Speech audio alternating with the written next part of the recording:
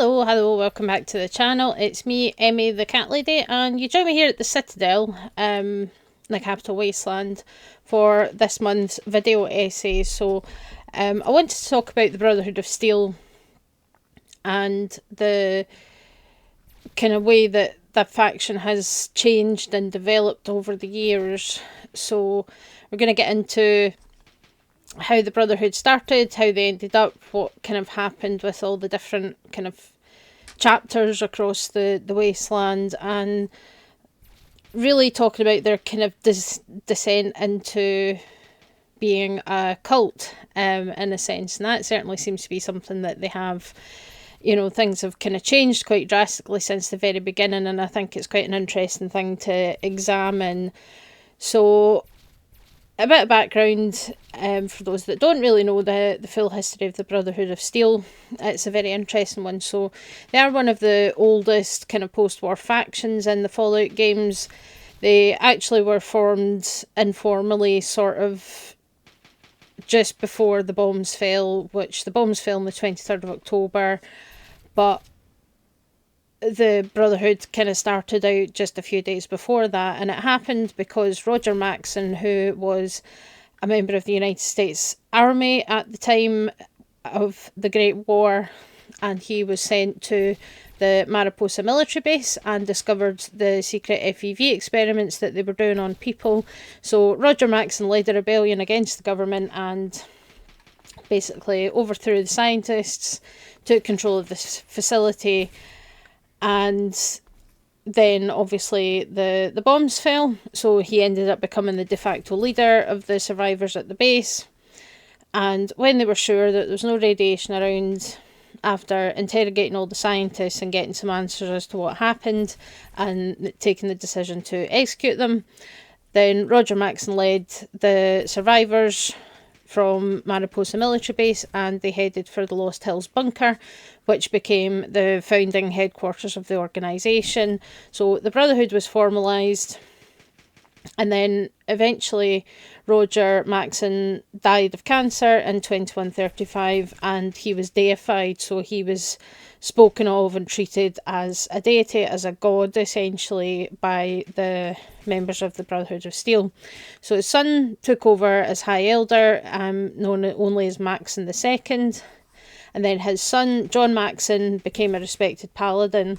So every game in the Fallout series, every mainline game, Fallout, Fallout 2, Fallout 3, Fallout New Vegas, Fallout 4, feature the Brotherhood, and there's also the two side games, Fallout Tactics and Fallout Brotherhood of Steel, which are kind of canon and kind of not canon, but the Brotherhood's still involved, and they're obviously involved in the TV show on Amazon Prime.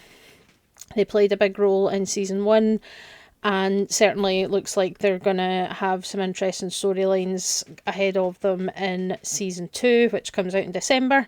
Very much looking forward to that. But the Brotherhood has changed a lot over the 2 centuries that they've existed, and it does feel like they have become more cult-like. There's more kind of religious ceremony and fervour, indoctrination of their recruits, and quite a different attitude to outsiders. So we're going to focus more on their more recent history in the kind of Fallout universe, so from sort of Fallout 3, Fallout New Vegas onwards. But I think it's important to look at some definitions as well before we really kind of get into the question of whether they are actually a cult or not. They are also a military organisation, but that doesn't kind of preclude them from being able to be a cult at the same time. So just a few things, because cults aren't always easy to spot, both from the inside of the organisation and the outside of the organisation. But there's a number of features that cults possess that kind of sets them apart from other organisations or religions. And cults can be religious, they can be focused on doomsday events, they can be focused on politics. Some of them are scams where the leader just wants to make money, and they will deny that they're a cult. That's kind of a given, that's pretty universal, and not dissimilar to your MLM and pyramid schemes, which are kind of business-based cults in a way, the way they function and things like that. So there's a few features that make them much more likely to be considered cults and make them much more interesting. So the first one is the leadership. So whoever it is that's in charge of the cult, their members are fully committed to the leader, they're zealous, they're unquestioning. The leadership dictates how members think, how they act, how they feel, from what they have to wear to who they're allowed to marry, to what jobs they can do, all these kinds of things. And the leader is not held to any kind of higher authority or any accountability for their decisions or their actions. And they basically have complete control over the organisation. The kind of dissent, asking questions, doubting, refusing to do what you're told, things like that, is highly discouraged or even punished. So attempting to leave, complaining about work assignments, or doing anything else that's against the rules of the organisation that may harm the organisation's interests or the leader, leads to severe punishment. In some cases, even doing something that, embarrasses the leader in public could be enough. Very, very interesting there. And there's also a degree of elitism, and that's certainly something that we see with the Brotherhood, is that the organisation and the members are placed above outsiders, that they are the last best hope for humanity. They're going to set out to solve the world's problems, provided that everyone joins the organisation and falls in line. We're better than them, outsiders are blind and foolish and need to be corrected. Which is an interesting thing, and we'll get back to that specific wording. Thank you. We will be talking about this man in a little while as well.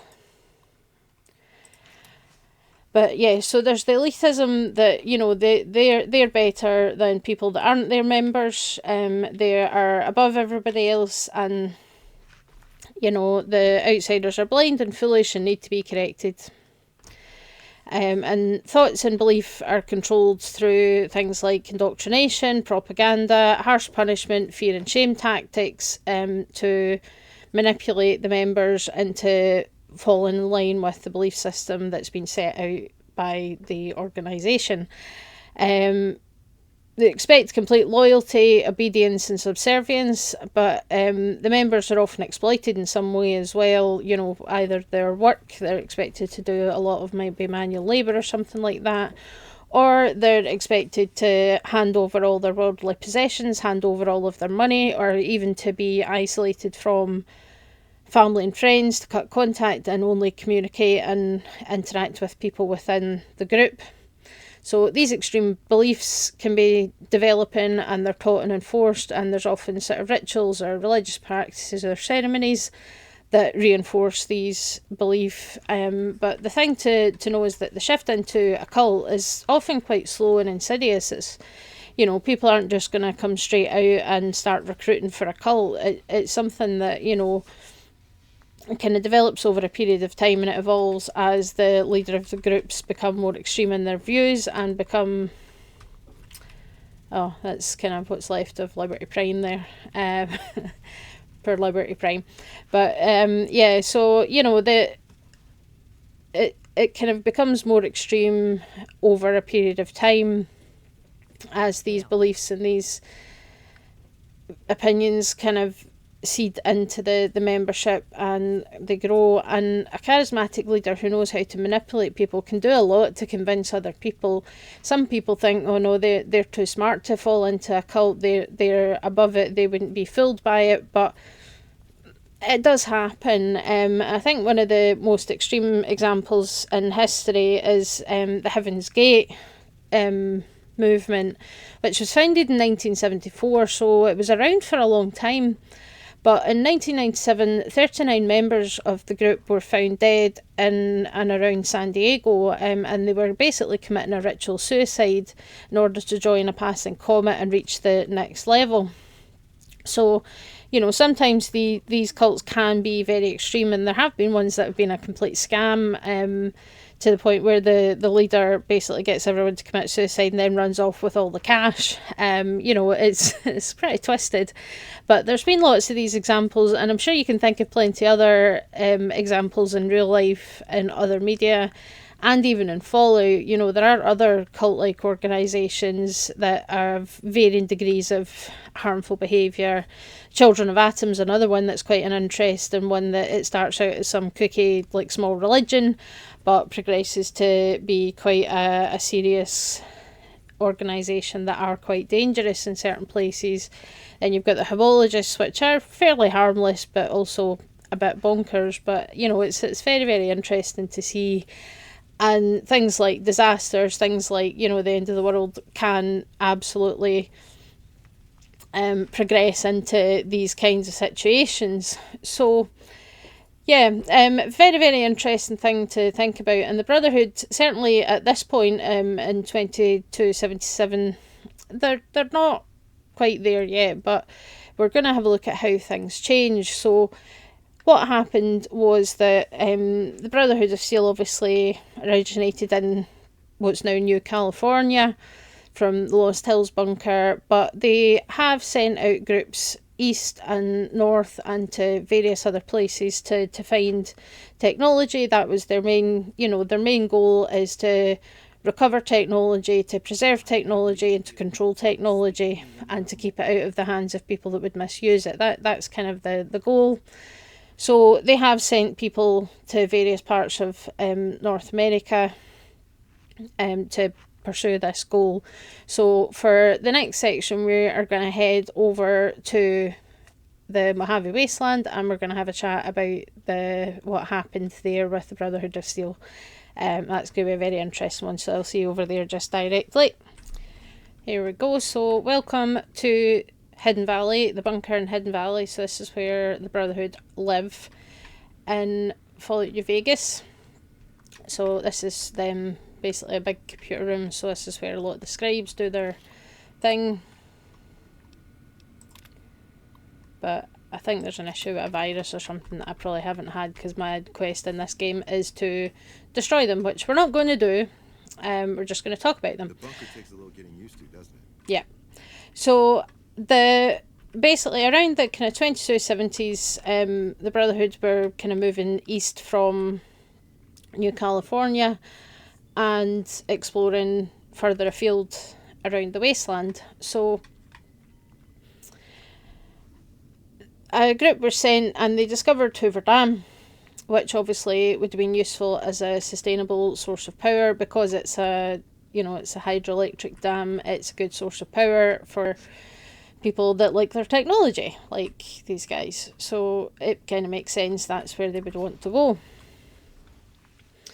And this ended up putting them at odds with the NCR, unfortunately, because the Brotherhood obviously believe they're the best people to handle all this technology. The outsiders can't be trusted with it. This is classes in session there. I'll leave them to it. So Elder Elijah... Our instruments show some impressive power fluctuations coming from across the river. What's going on over there? I'm sure I don't know. And if I did, I'm not going to tell you that. So yeah, Elder Elijah, he was the one in charge, and he led a chapter here to the Mojave Wasteland, and they set up shop right here in Hidden Valley, which is a bunker. It's near Black Mountain, so if you've played New Vegas, you'll know where Hidden Valley is. So Black Mountain's up here, Jade Sky down, so Good Springs. And then you've got the Hidden Valley area here, which is where the Brotherhood are hiding in one of the bunkers. And the goal of this group was they were supposed to be securing Hoover Dam. And Elijah was an unusual man.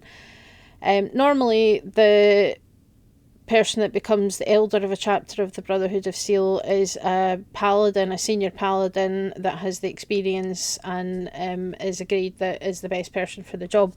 Elijah was a scribe. So the scribes are the people, they do a lot of the kind of research, the sort of scientists and things like that, as opposed to the paladins, who are part of the kind of military force of the Brotherhood.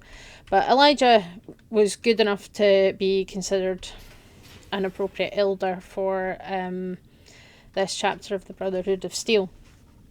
But another issue with Elijah was that he wanted to focus on developing new technology instead of just recovering old technology.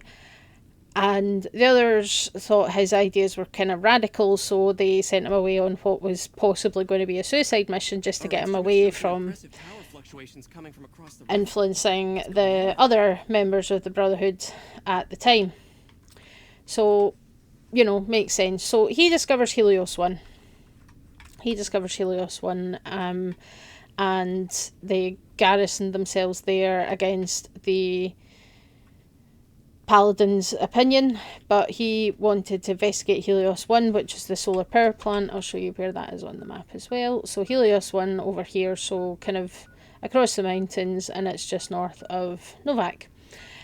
So he wanted that, so he had them garrisoned in there, and they faced little opposition in the Mojave, so it meant that Elijah could do his investigations. He was essentially convinced that there was some kind of super weapon that was hidden in Helios 1, which he was actually correct about, but he was struggling to kind of get through to finding it and finding out how to use it. But he became obsessed with it. He wanted to get control of Helios 1. And then the problem is that in 2273, the NCR's army comes along and they occupy Hoover Dam, which was supposed to be what Elijah's goal was to get control of the dam. But the NCR kind of came along and took it before he could do that. And a lot of the members of the Brotherhood were very unhappy about this situation because they had failed their original goal and they were now going to potentially be up against the NCR in order to achieve that. But Elijah didn't care. He wanted to figure out what was going on with Helios 1. That was his goal. He was dead set on it, that was what he was going to do. And they were also quite upset because he ordered his Brotherhood to leave the Van Graafs alone. So the Van Graafs came along with the NCR, and they obviously sell energy weapons and things like that, which the Brotherhood believed that they should be in charge of. But Elijah said to leave them alone. But as the NCR further established themselves in the area, they discovered Helios 1 as well, and they wanted it for themselves. That was their reason for taking the dam and for taking Helios 1. They wanted the power, they wanted that electricity to supply their citizens. But Elijah was absolutely certain and refused to cede the location in the face of heavy opposition, as the NCR had greater numbers and the Brotherhood were backed into a corner in Helios 1, and their leadership was not interested in letting them have it, despite the fact that they were losing this kind of guerrilla war with the NCR. And then 2276, the NCR launched Operation Sunburst to capture the power plant, and they succeeded. So Paladin, at the time McNamara, ordered a retreat after half of the chapter had been killed off in Helios 1. And in the process of all this, the Father Elijah, he became Father Elijah. He ran away, disappeared without a trace. They don't know what happened to him. So McNamara became the elder. And the NCR got control of Helios 1, and the remains of the Brotherhood retreated here to Hidden Valley. And Elder McNamara initiated a lockdown of the bunker, so surface activity was heavily restricted. They were completely isolated. They basically tried to kill anyone that got near their bunker, except you for some reason. They decide it makes sense if you have Veronica with you, but if you don't, then they will be willing to kind of let you in if you do a favour for them. But they use the bomb collar and things, so not that's different from in Fallout 1, where they send you to the glow knowing that it's a dangerous place, and that you're going to get irradiated there, that kind of thing. So that, similar sort of thing. And they were listening in through the bomb collar as well, so if you decided to betray them, they could just explode your head. So kind of sneaky tactics there, but he obviously wanted to make sure that the place stayed secure. But the future here is quite uncertain. The numbers are low, and the NCR's numbers in the area are only growing, especially in 2281 when we're gearing up for the second battle of the Hoover Dam to get rid of Caesar's Legion. So there's a lot of NCR around the place now, and the Brotherhood's numbers aren't getting replenished.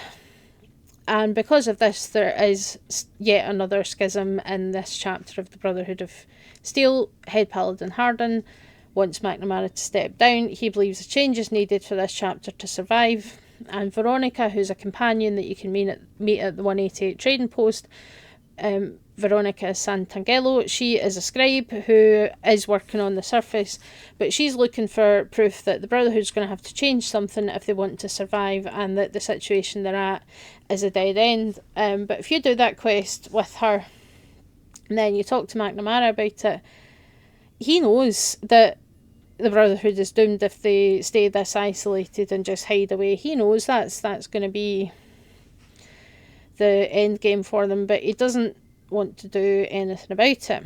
And while they're considered a minor faction in Fallout New Vegas, they're not one of the big players in the area. Most of the major factions that you do have the option of siding with don't want them here. They don't want the Brotherhood around, and depending on who you side with, you're going to be tasked with destroying the Brotherhood of Steel's bunker. So that's the quest that's active here. I think this is a Mr. House. But pretty much all of the kind of 4 factions are going to send you to meet the Brotherhood of Steel and to do something about them. So Mr. House wants the Brotherhood of Steel wiped out. Yes Man wants you to make contact and decide what to do with him. So understandably, Mr. House doesn't want the Brotherhood around because they won't like the fact that he has this technology that they can't have and can't use. They're never going to agree. And Caesar as well, again, very much a difference of opinion, and Caesar knows that, if the Brotherhood become a bigger force in the area, they're going to be a problem for him. The NCR also, they obviously had a big battle over Helios 1 with this chapter of the Brotherhood. They don't really want the Brotherhood here. They can see that there's potential for the Brotherhood to become a threat in the future. However, if McNamara stays on as Elder, you can convince them to kind of put aside their differences and work together to get rid of the Legion. So you do have that option. But neither side is massively happy about it. And if you have deposed McNamara and got Hardin in as the Elder, then that's not an option. He will not work with the NCR under any circumstances. So a lot of the factions basically want you to destroy this bunker. Yes Man suggests it. Again, the Brotherhood probably wouldn't tolerate Yes Man being the one in control of New Vegas because of what he is. But obviously Yes Man can't really say anything against you or criticise you, so he's just like, okay, if that's what you decide, that's fine. But he does kind of suggest that maybe the Brotherhood should be disappeared, because they are potentially going to be a problem for you. So yeah. So at this point, this chapter of the Brotherhood are fully focused on their isolationism. They're keeping an eye on the NCR. But they can't trust outsiders without any proof of loyalty. They are weakened, but they're still powerful enough to make a return. They've still got a fair number of soldiers. They've got the advanced technology, the power armour, the high-end weaponry and things like that. So they could be a threat.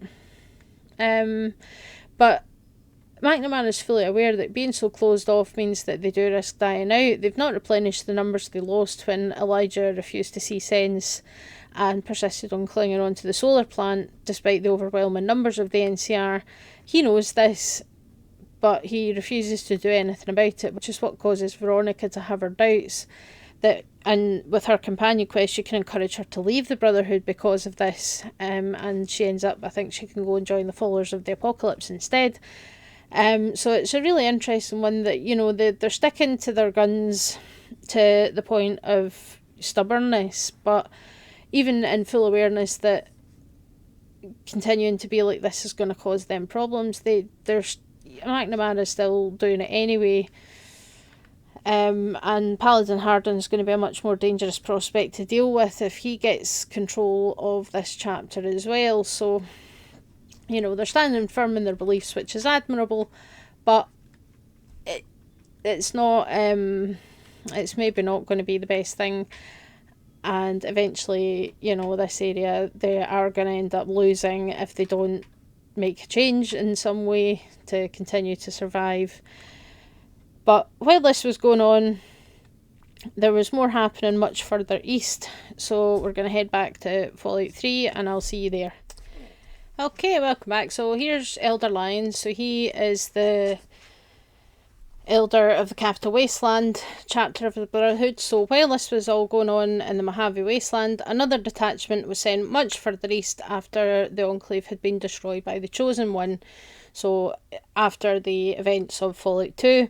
So 2255 Senior Paladin Owen Lyons led an expedition east to the Capital Wasteland, and later one of Roger Maxon's descendants, Arthur Maxon, was sent to be trained under Lyons, which also kept him away from the internal conflicts that were happening back west at Lost Hills. So they established their base here in the Pentagon, which they call the Citadel, and that obviously is the headquarters for the Department of Defence in the US military.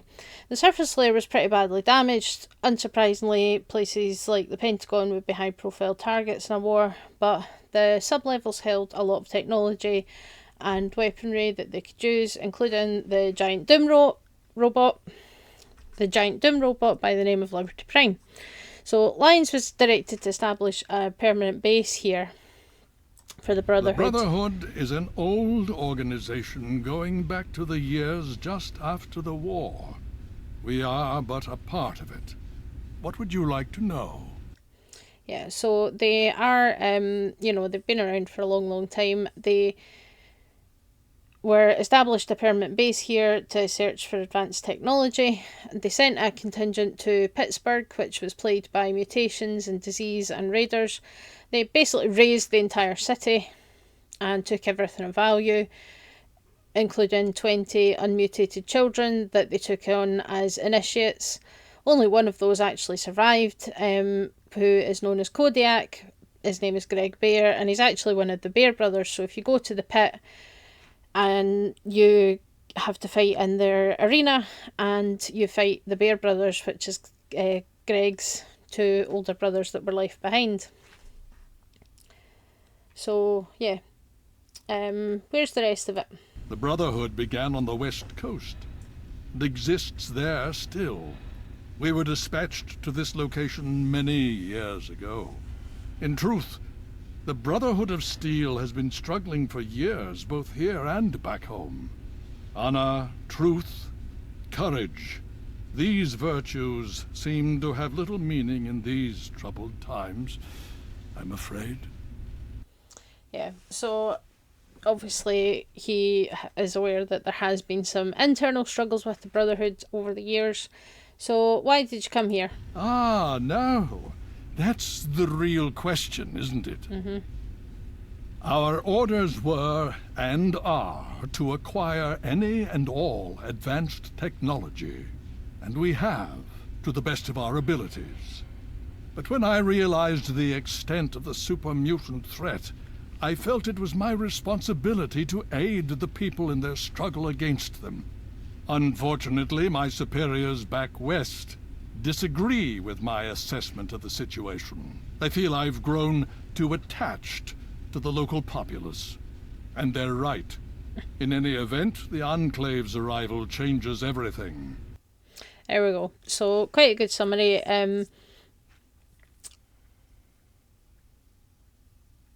Basically, at the pit, one of the Brotherhood's initiates, Ishmael Asher, was left behind.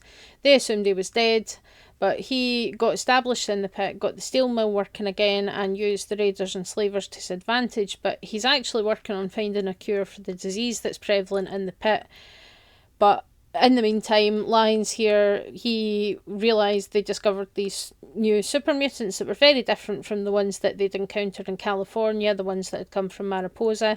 This was an entirely new breed of super mutants that was becoming a major threat to the Capital Wasteland and the people that lived here. He wanted to focus on that to help the people, and his superiors back west don't like that. So they got involved in a lot of things in the area, so particularly protecting a couple of local scientists who were working on relief projects like Project Purity, which was obviously led by James and Catherine, the Fallout 3 protagonist's parents. But they couldn't get it to work, and eventually the Brotherhood withdrew because they were using too many resources and nothing was getting achieved, and they left them alone. After Catherine died from the complications of childbirth, James took his child, left the project behind, and went to Vault 101, and without the Brotherhood's protection, the place fell to the super mutants. The Brotherhood did set up an agreement with Three Dog. They built an outpost at the GNR building, protected him, and provided tech support so that he could, and he basically in exchange said good things about them on his radio. But they established a lot of bases and spent a lot of time trying to clear them all of the super mutants. Lyons became obsessed with finding the source of them because of the danger they posed, and kind of stopped the search for technology. And what happened is he kind of glossed over it himself there, but he started kind of lying to the West Coast for a long time so that they would keep sending reinforcements and things. But eventually he was given a direct order from the Elder Council and he refused it, so they just cut them off. So this contingent of the Brotherhood had been completely cut off from Lost Hills and from the kind of High Elders back west. But because of the threat of the mutants, they reached a stalemate. They couldn't really they could keep things steady, but they couldn't really eliminate the mutants. They just kept coming. But they started losing people, losing resources in these ongoing battles. But most of them did stay loyal due to the doctrine instilled by the Brotherhood. But loyalty only goes so far. Loyalty... Until we meet again, do take care. Thank you. Loyalty only goes so far. So Paladin Henry Casden and a group of dissenters left the Citadel and established themselves at Fort Independence, which I don't know if I've been to on this one. I'm trying to remember where it is now.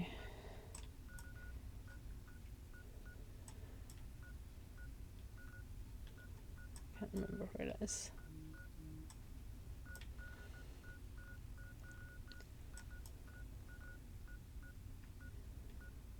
There's a cast outpost there, but they established at Fort Independence and they became the Brotherhood Outcasts. So they were back to the original mission, collecting technology, searching for it, and the aim was that they would try and get back in touch with the West Coast Brotherhood and rejoin them properly.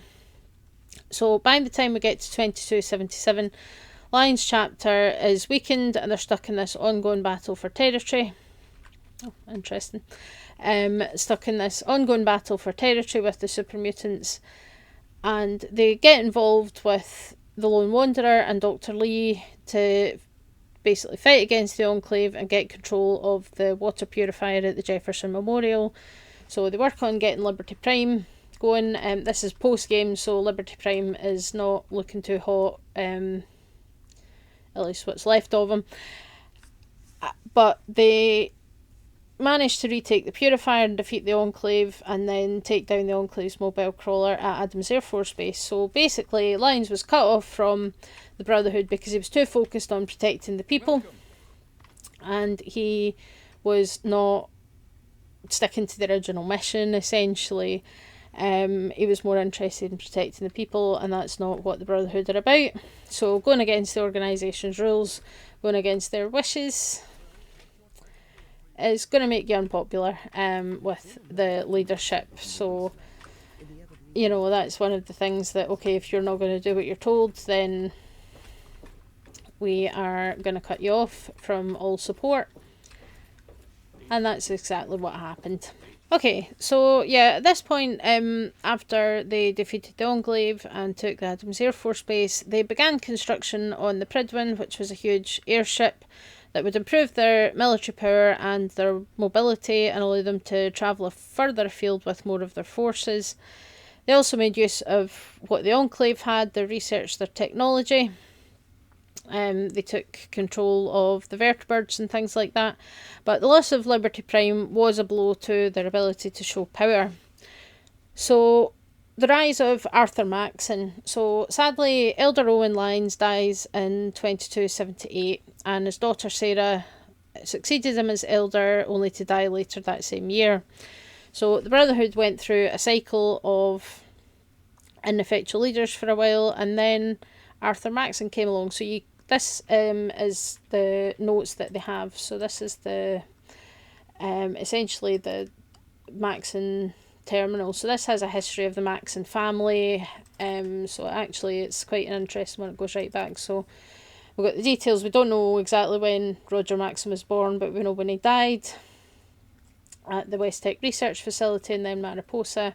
So the history is actually hidden away in the Citadel that you can find, and kind of how Roger Maxon started, and they went to the Exodus, they went to Lost Hills Bunker and formed the Brotherhood of Steel and kind of set everything up. And then the newest entry is Scribe Arthur Maxon. So he was born in 2267, so in Fallout 3 he's 10 years old.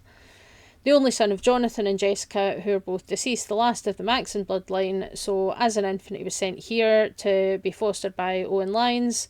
There's two reasons for that. First, there's some internal conflict among the Western Brotherhood of Steel that was unsafe for the child. So it was believed that because this place was in hostile territory, it increased his chance of surviving. And at the time, Elder Lyons was in good terms with the Western Elders. They were happy with him. So they thought he was the best candidate to provide care and training for this last sort of member of the founding bloodline. So he's now staying here because the Western Elders have cut them off.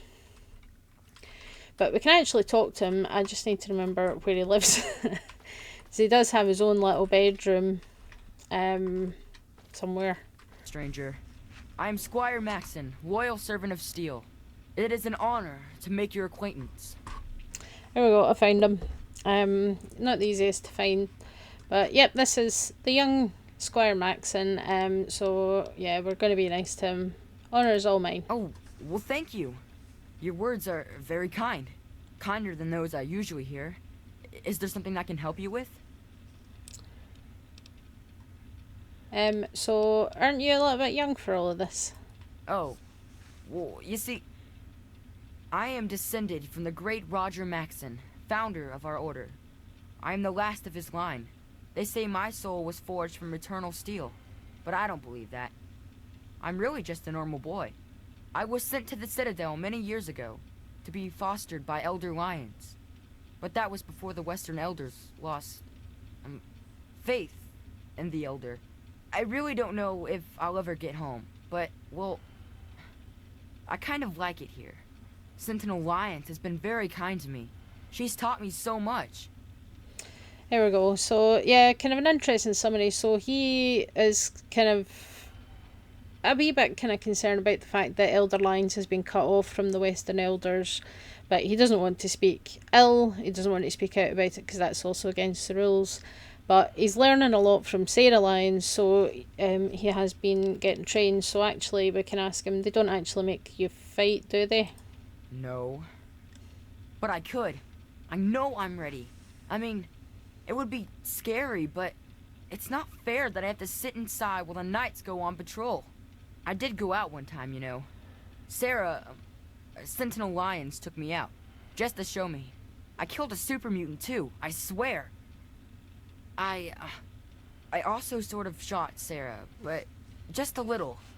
It was just a flesh wound. Yeah, so he is only 10 and he's like, no, they won't let me fight, and he's obviously not happy about that, but he thinks he can do it, and actually does have quite an interesting progression. So he's obviously still just a child at this point, 10 years old. The Brotherhood is at your service. Thank you. So yeah, interesting. What we can find is this is, yep, here we go. This is his, this is Squire Maxon's bedroom. So he gets his own room because he's basically the only child here, and I think that really can impact a lot of things. So he doesn't want to speak ill of Elder Lyons, which is fair enough. I think he's possibly got a wee bit of a crush on Sarah as well. But there's a lot of pressure on this young man because of his lineage. You know, there's high expectations for him to live up to. Remember that Roger Maxon, his ancestor, was basically deified. He was raised up as a god, put on a pedestal as an object of worship for the Brotherhood. And the other thing is, you know, I mean, this place is a maze, but he's the only child here, you know. All he knows is adults, scribes and paladins and soldiers and things. He doesn't really have contact with any children his own age. So the way he speaks is, you know, is very much kind of more adult and things, but you know, he's a very interesting young man. So we are gonna just sneakily get into his terminal, because I think there's some very interesting things about him in here.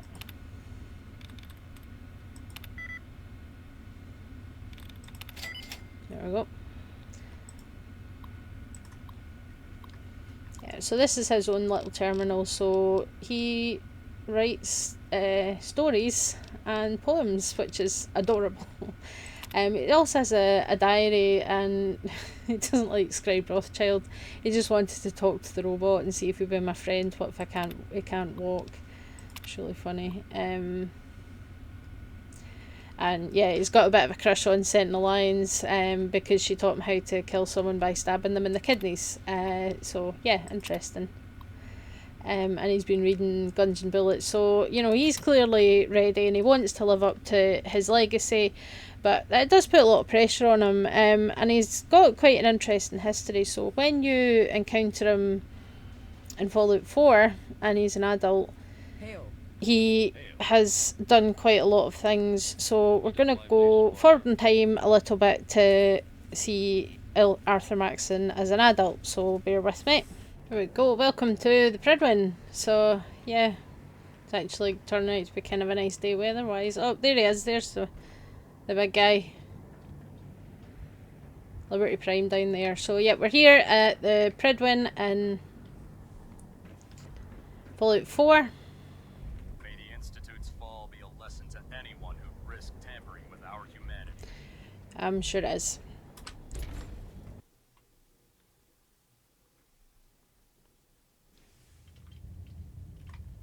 There's the man himself. So, yep, Arthur Maxson, this is him as an adult. And, I mean, remember there's only 10 years between Fallout 3 and Fallout 4, so he's only 20. He's still very young. Ask me something, Sentinel? Not right now. Just want to get a good look at you in your fabulous jacket. You can see he's got a scar on his face, so... as he was young, he proved himself to be very skilled in combat over in the capital Wasteland. So he killed 2 raiders aged 12 and saved a unit of soldiers. Oh, shut up. I'm good. Not right now, Elder. Very well. Then I suggest you return to Yeah.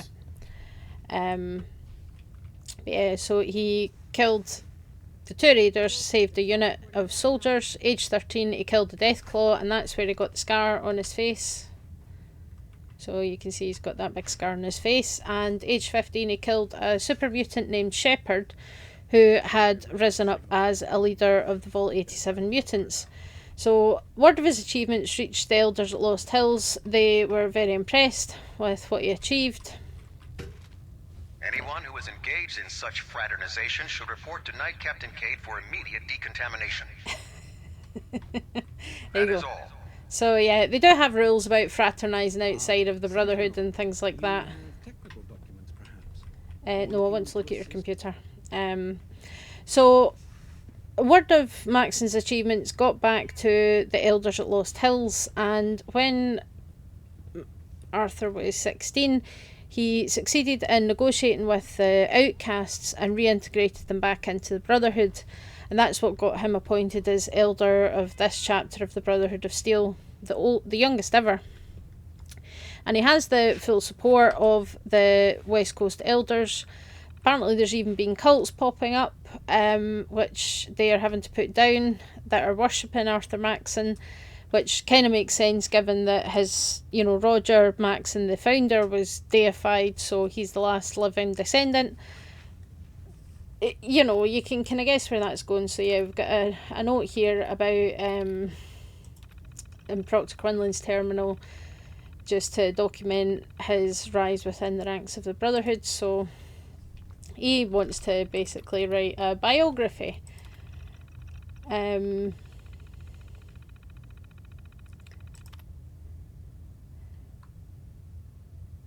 Yeah, so they needed leadership, one ineffective after another.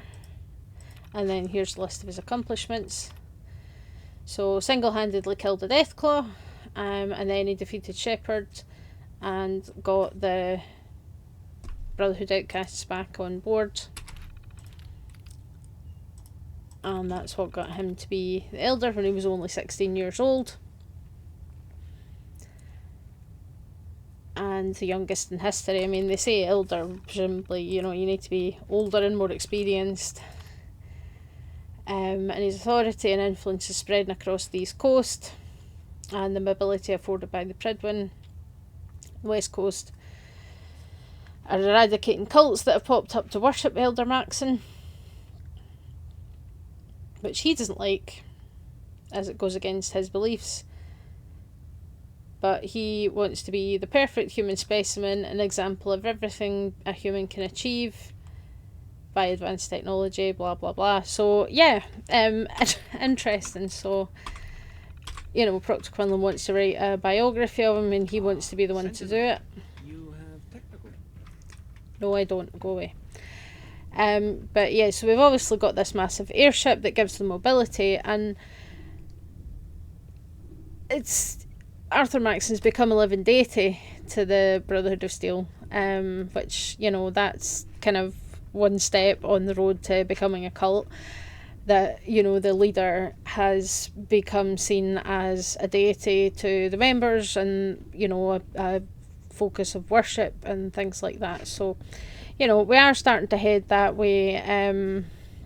You know, they want to eliminate the dangerous abominations, but Maxon has combined Lion's doctrine of helping outsiders and eliminating the dangers like super mutants and feral ghouls and whatnot, but also the original mission of collecting and controlling technology to prevent it from being used and abused to destroy humanity once again. And the Pridwen gives them, you know, mobility that's basically unheard of in this post-nuclear wasteland. You know, that having that kind of transport to be able to transport this many people, and, you know, they've got science lab here and all the rest of it. It's quite an impressive thing to achieve, but there is increasing fanaticism that, you know, that they've elevated this living man to be seen as a deity.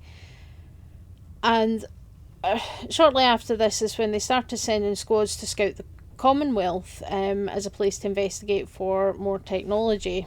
The first squad actually came back very successful. They brought lots of technology, lots of interesting things that they had discovered. Probably more than just toaster ovens, I would assume. But so then they sent another squad, which was Squad Artemis, led by Paladin Brandis, and they ran into trouble and were presumed dead. That's one of the quests, is to find out what happened to them, and you can find that Paladin Brandis has survived, but he's been alone and isolated for a long time and is suffering from quite a lot of stress because of that and PTSD. So they sent Squad Gladius under Paladin Dance, who also found themselves in difficulty, but they picked up some strange energy readings that the Elder believed warranted investigation. So they managed to make contact, and Maxon leads the force on the Pridwen here to the Commonwealth, and then discover the presence of a lot of super mutants and the Institute. So despite what they say when they arrive, their intentions aren't fully peaceful. They're here to go to war with the Institute.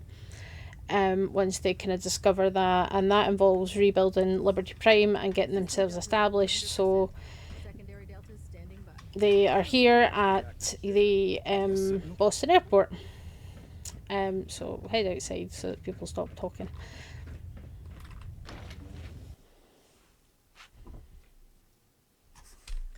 At Victoriam. Thank you. That's kind of you. So yeah, and I say they've got this, and they can attach the vertibirds. And all the rest of it. So, and obviously the big guy, yeah.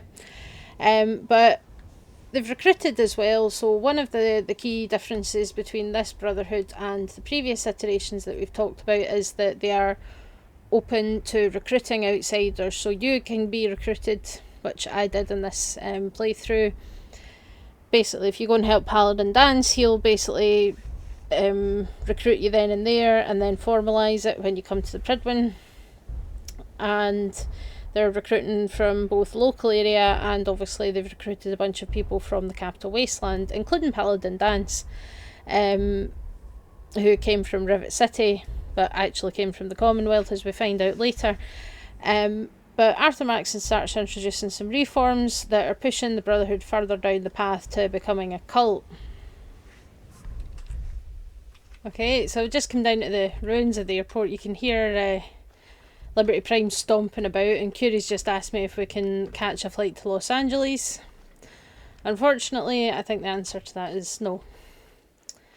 I'm not sure the Brotherhood are going to let us fly to LA from here. But yeah, so this is where they kind of made their home. They've tied up the airship to the big tower at the airport and set up a base.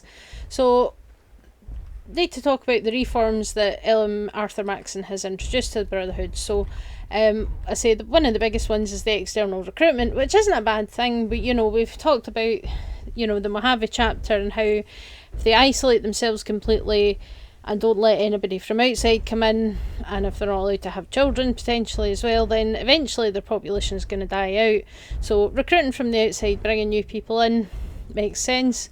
But they do expect you to kind of prove yourself to a degree, so you have to either complete a task for them or be sponsored by somebody. So if you join Paladin Dance, then he kind of gives you the job, and then it gets formalised when you get back to the Pridwin. They've also added some catchphrases and things like ad Victoriam, which means to victory. So they're increasingly more militant, but again, not unsurprising given their origin and their history. That they did originate out of remnants of the US Army. They are a military organisation, they always have been. But they have these things like catchphrases that get repeated in doctrines and things that are said all the time, because it helps reinforce the beliefs that make sure that the people are thinking the way they're supposed to. But a lot of Lion's old policies were kind of considered a mistake at this point.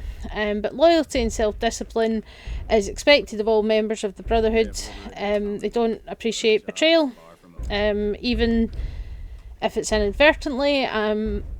Dr. Lee still talked about as a traitor, even though, you can talk her into leaving the Institute and coming here to help fix Liberty Prime, because she worked on him before, so she knows about his power problems and things like that, so they really wanted her back, but they still don't she's still talked about as being a traitor to them. And I think the one thing that is the most entrenched in indicating the belief system and how the Brotherhood has worked is when you're doing their quests, and especially blind betrayal. So if you've not done the Brotherhood playthrough of Fallout 4, you might not know this, but when you get into the Institute, you do the thing with the holotape to download all the data from the Institute, and then you bring it back to the Brotherhood, and they have a record of DNA from all their soldiers, all their members, and they discover that Paladin Dance is a synth. And Paladin Dance didn't know. He had no way of knowing this. He came to the Brotherhood from Rivet City. He worked in Rivet City before he joined. So he must have been a synth who escaped the Institute, got a memory wipe, and then was smuggled to the capital Wasteland, which we know has happened quite a bit. That, some of the synths, they get them out of the Commonwealth and take them somewhere else, and a lot of them end up in the capital Wasteland. So Dance was a synth that came from here, got taken to Rivet City in the capital Wasteland, and then joined the Brotherhood. And he believes so strongly in the Brotherhood's mission and the Brotherhood's beliefs that when he finds out what he is, he believes he should be executed as a traitor, even though he had no idea. He's never done anything wrong in the Brotherhood's eyes before this. He's not betrayed them, he's not done anything to harm them, but just because of the circumstances of his existence, and it stems from this belief that the Institute can control synths remotely, which, if they could, the SRB wouldn't exist, because they would be able to stop them escaping. But because of this, danger of these synths hiding among people, the Brotherhood and Elder Maxon wants Paladin Danse executed, and even Paladin Danse himself believes that he shouldn't exist because of what he is, even though he believes so strongly in the Brotherhood's doctrine, he believes in their mission. You know, that's how entrenched these beliefs are in them. And they don't tolerate the railroad's existence either, because they see synths as dangerous, abusive technology. They want it eradicated from the world, not being allowed to get a new personality and integrate into society. But the Brotherhood's also, they're not the friendliest bunch, they never have been, but even here, you know, they're helping people, they're killing mutants. Would you get out of the way, sir?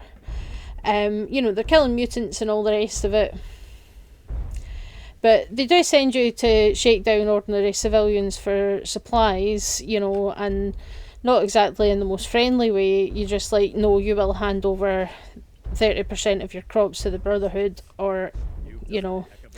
They're also kind of discriminate against ghouls, particularly non-feral ghouls, which, you know, so they'll make comments. If you bring, like, Hancock here, they'll make comments. They don't seem to mind Curie.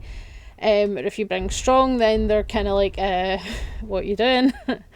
You know, some of your companions. So it's, you know, they're obviously still very much about the kind of humans are fine, but non-human mutants and things are dangerous. There's Big Liberty Prime. I don't know what they're going to do with him now that we've defeated the Institute, but anyway. So they do bring some benefits to the Commonwealth. You know, they do send out patrols and vertibirds. They take down groups of super mutants, raiders and ghouls. They are clearing up some of the nastiness that's in the Wasteland. But things have changed. They're more strict than before. And Arthur Markson is a very great leader in a lot of ways, but he's also a very young man that has been conditioned to live up to his ancestors' legacy.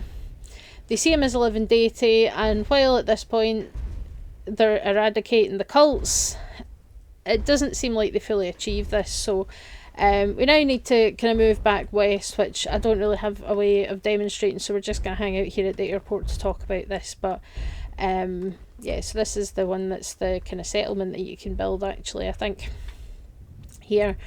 But we go back west in the TV show, and this is in 2296, so 15 years have passed since the events of this game, and we're now back west. So we're back in New California, and a lot has changed in the intervening years. I did the math wrong. It's nine years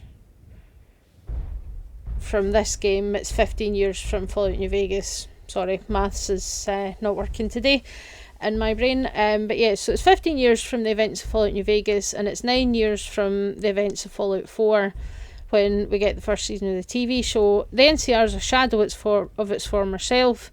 Shady Sands is a radioactive crater, and the Brotherhood is still recruiting. So they're building their numbers and recruiting people from all over the Wasteland. They've got a huge barracks, they've got plenty of vertibirds and airships, lots of young people to train up to be the perfect knights and scribes.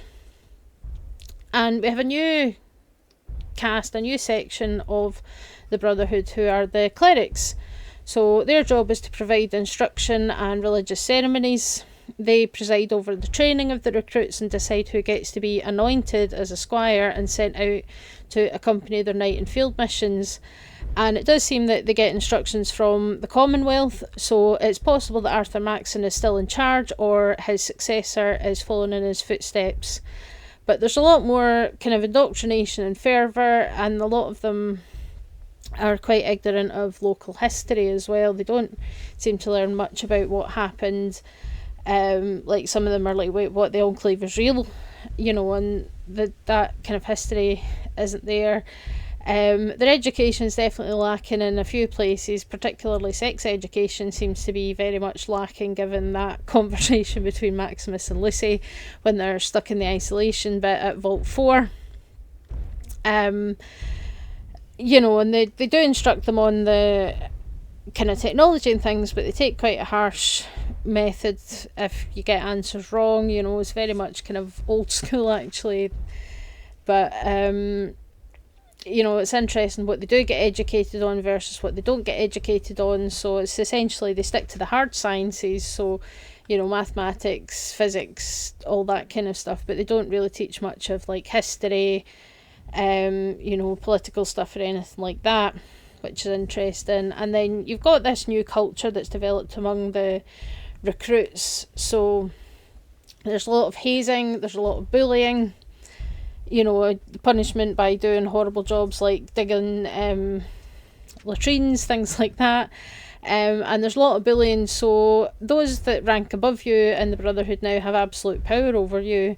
But even within the same rank with the, you know, the initiates and the recruits, that there's a lot of nasty bullying going on, which seems to be kind of allowed, even though Quintus says that, you know, sort of violence against a brother of steel is wrong, but them beating each other up and bullying each other is tolerated and ignored, essentially.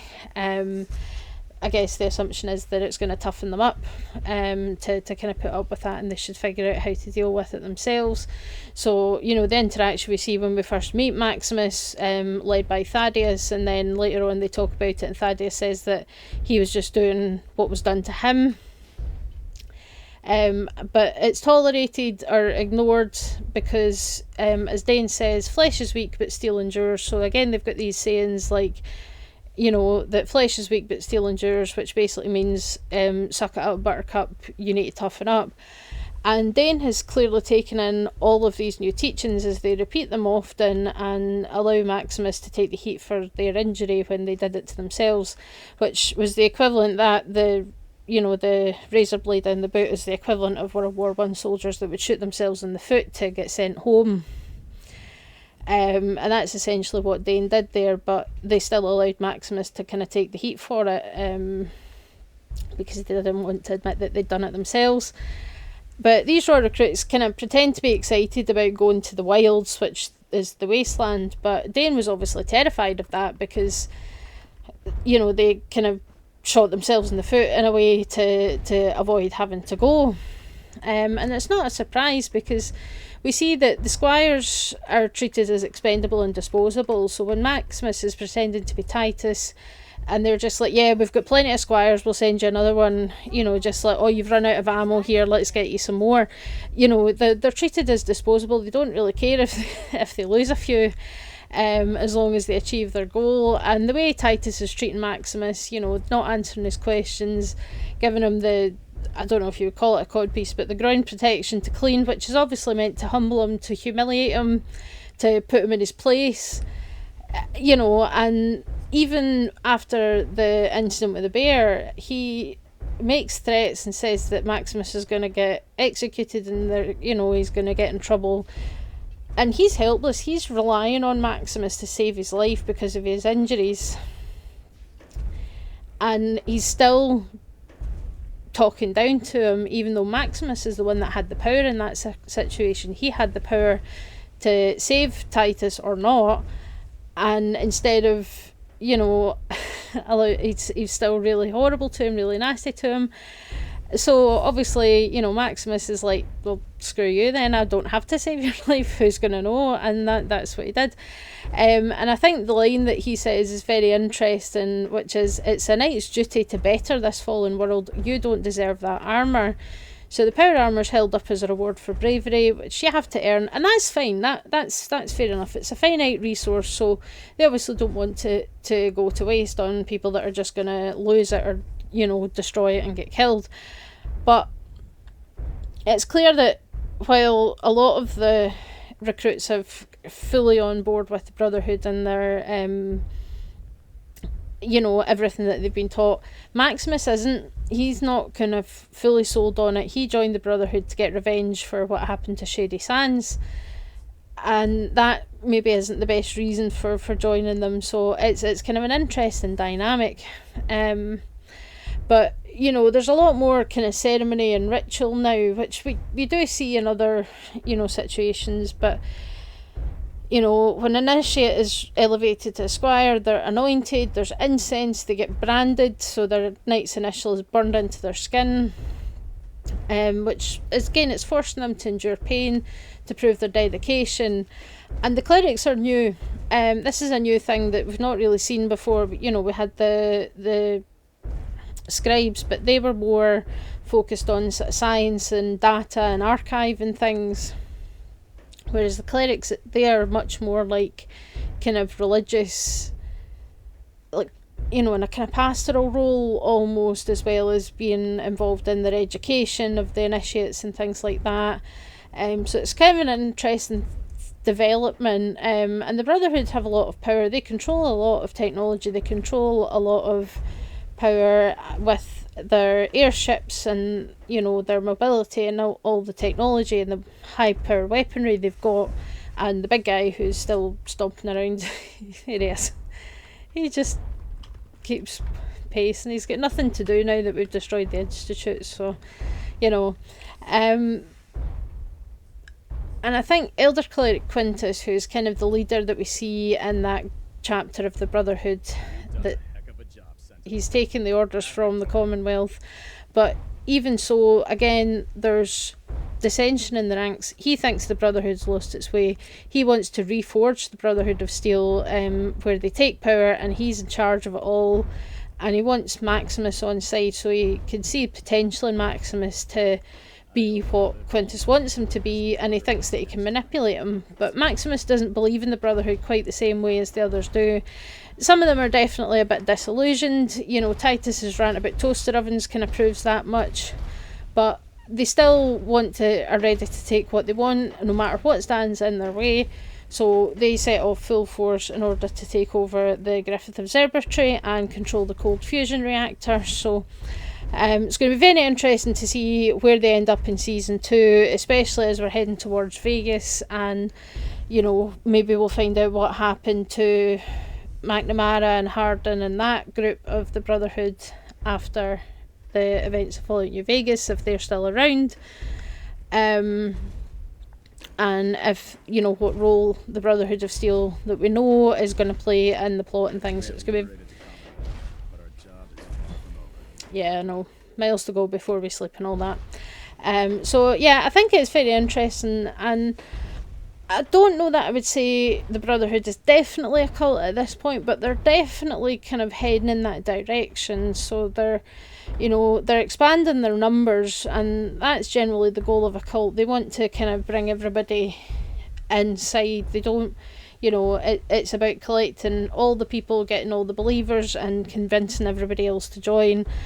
But they are kind of heading in that direction. The increase in kind of religious ceremony and ritual and worship of people, especially people that are still alive, like Arthur Maxon.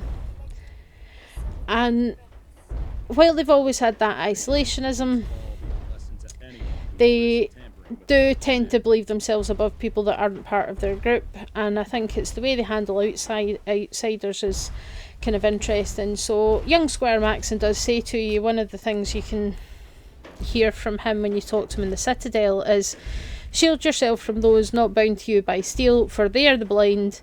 Aid them when you can, but lose not sight of yourself. So you have to help people where possible, but do not trust them, and protect yourself first. But more than once, the Codex does say that those who are not part of the Brotherhood are blind. Only those bound by steel can see, can know, can be trusted with technology. They might not be at the point of ritual suicides and whatnot, but they're very clearly moving in that direction of kind of extreme fanaticism and seeing everything outside of themselves as a threat. And I think it's going to be very interesting to see what happens next with the Brotherhood of Steel.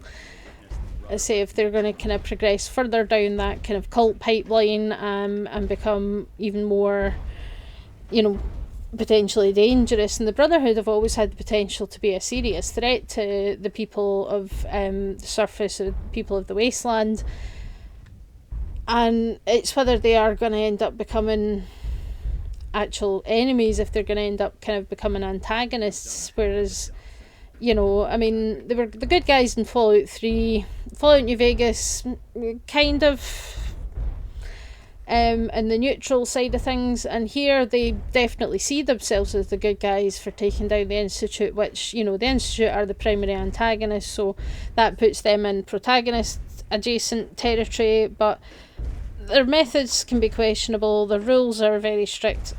Hello, have you not heard of the concept? See, did they not teach personal space? Thank you. Just, questions about the education system among their initiates and things, especially, a lot of those are young people, so they're obviously taking in kids and raising them and training them. Maximus was orphaned, I'm assuming, by, when Shady Sands was exploded, and he hid in a fridge, because they seem to really like that bit about hiding in a fridge. But so they took him in, because, what would have happened if they hadn't? He would have just been left to die, probably, or fend for himself.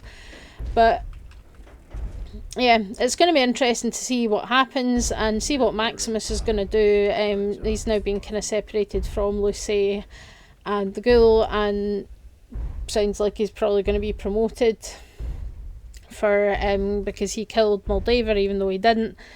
But he's kind of getting the credit for it. Yeah, it's going to be interesting, but I think while they're not quite full-blown cult just yet, they've definitely become more along that line over the years. Their attitude to things is different, and their approach to things has become quite different. It's always a danger with these kinds of things, and I think especially when, Arthur Maxon, there's a lot of pressure on that man, to live up to his legacy of his ancestors, and to, prove himself that he is what the Brotherhood, he's the perfect specimen of humanity, and he's everything that everyone should aspire to be. And he's obviously achieved quite a lot, but bear in mind, he's 20 years old, his frontal lobe's still not fully developed yet, really.